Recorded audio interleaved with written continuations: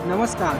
भोजपुरी जगत के जितने भी देखने वाले और चाहने वाले ऑडियंस हैं उन सभी के लिए एक बहुत बड़ी खबर है। दोस्तों बता दें कि आए दिनों प्रमोद प्रेमी का एक गाना है जिनका नाम है मर्डर 2। इस सॉन्ग जो है लगातार सोशल मीडिया पर वायरल हो रहा है।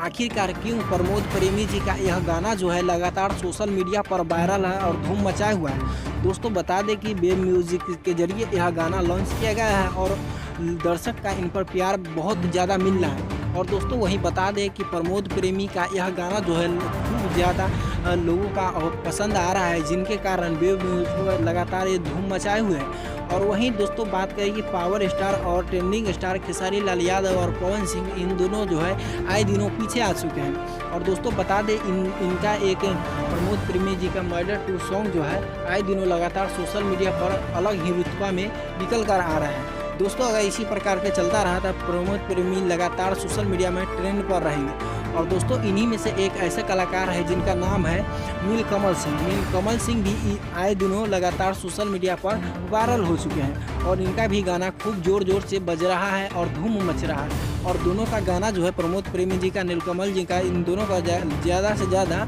वेब म्यूजिक से आ रहा है। और वहीं दोस्तों बता दें कि पावर स्टार और खेसारी लाल यादव जो है आए दिनों पीछे आ चुके हैं। तो दोस्तों आपको यह खबर कैसा लगा है कमेंट सेक्शन में ज़रूर बताइएगा। जय हिंद, वंदे मातरम।